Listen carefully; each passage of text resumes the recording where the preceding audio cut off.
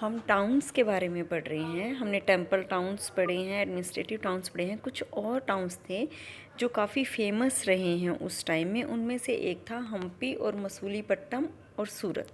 ये तीन काफ़ी इम्पोर्टेंट टाउन्स थे मेडीवल पीरियड के। और हम्पी जो है वो विजयनगर की कैपिटल होता था। विजयनगर साउथ में है, साउथ इंडिया के पार्ट में विजयनगर है।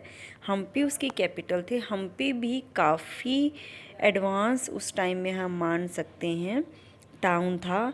हम्पी में जो बिल्डिंग्स बनती थी, ये आप देखो इस टाइप की बिल्डिंग होती थी। ये देखिए स्टोन्स हैं, इनमें कोई सीमेंट यूज़ नहीं की गई है, लेकिन इंटरलॉकिंग सिस्टम यूज़ करके ये दीवार खड़ी करते थे। इस टाइम की एक स्पेशल टेक्निक यूज़ करते थे इसके लिए।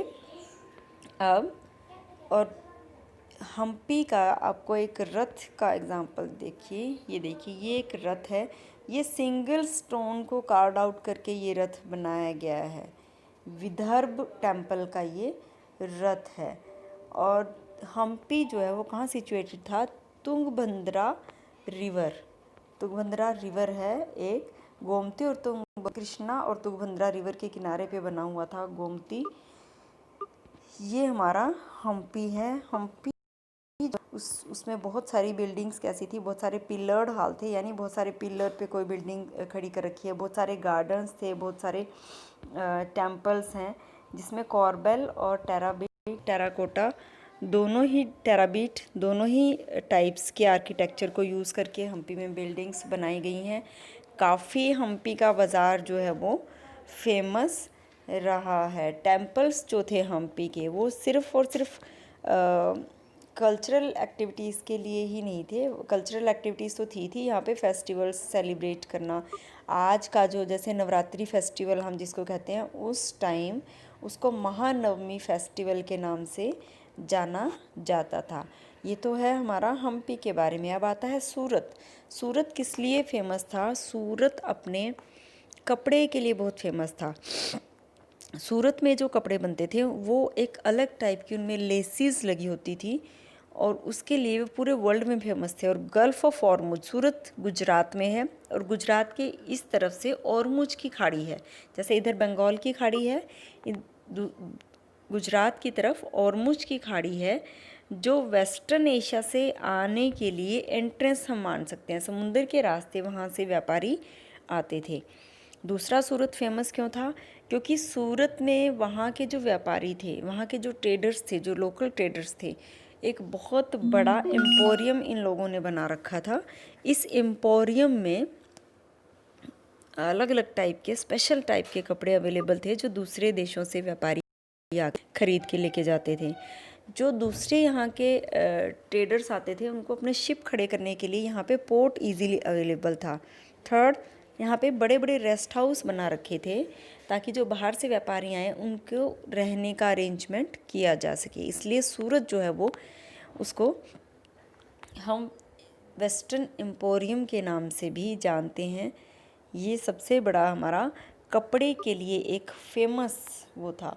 सूरत में जो बड़े बड़े व्यापारी थे, उनकी हुंडी चलती थी। हुंडी क्या होता था? एक कागज़ पे लिख के अगर कोई भी ट्रेडर दे देता था किसी को, और वो ले जाके दूसरे ट्रेडर को दे दिया, तो उसको पैसे नहीं देने पड़ते थे, वो पैसे बाद में भी दे सकता था। इस तरीके से सूरत में बिज़नेस चलता था। सूरत भी उस टाइम का काफ़ी फेमस टाउन हम मान सकते हैं। ये ट्रेडिंग टाउन है।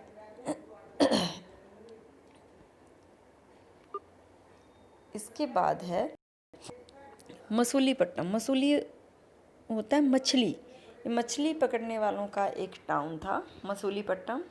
बाद में इस पे ये एक पोर्ट था कृष्णा रिवर के पास।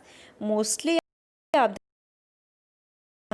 पढ़े हैं वो साउथ इंडिया से रिलेटेड ज़्यादा टाउन हमने पढ़े हैं। मसूलीपट्टम जो है वो आंध्र प्रदेश में है, और एक मोस्ट इम्पोर्टेंट पार्ट था, ये भी इम्पोर्टेंट टाउन था। यहाँ पे डच आए थे सबसे पहले। मसूलीपट्टम में डच थे, कुतुब शाही रूलर्स थे गोलकुंडा के, जिन्होंने अपना यहाँ पे टेक्सटाइल पे अपनी मोनोपोली, अपना अधिकार कर रखा था।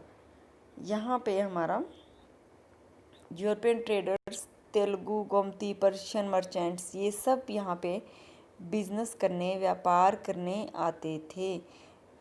ये हमारा मसूलीपट्टम है। मसूलीपट्टम भी एक फेमस टाउन था। उसके बाद है new towns and traders. New towns and traders कौन से थे? जो फ्रेंच, डचीज और यूरोपियन कंपनीज ने आके इंडिया में बनाए थे। इनमें ज़्यादातर जो इम्पोर्टेंट आता है वो आता है ब्लैक टाउन्स। ब्लैक टाउन्स क्या होते थे? ब्लैक टाउन वो जगह होती थी जहाँ पे वीवर्स, क्राफ्ट पर्सन्स, इनको कन्फाइन कर दिया गया था। जो यहाँ के लोकल व्यापारी थे, कैलकाटा में होते थे ब्लैक टाउन। तो यूरोपियन ने अपने रहने के अलावा यहाँ के जो लोकल व्यापारी थे उनके लिए ब्लैक टाउन्स बना रखे थे।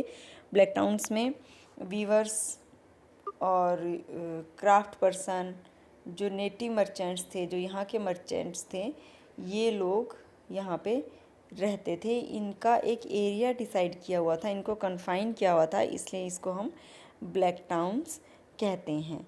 ये हमारे इम्पोर्टेंट टाउन्स थे इस चैप्टर के। अब है Vasco D gamma and Christopher Columbus.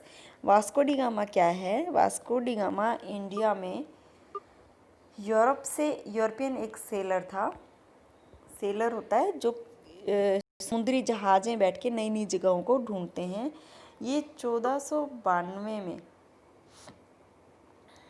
India में आया था, पुर्तगाल से आया था, पोर्चुगीज़ था ये वास्को डी गामा। इसने सबसे पहले इंडिया की खोज की थी।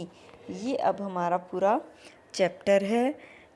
आपने इस चैप्टर को रीड करना है।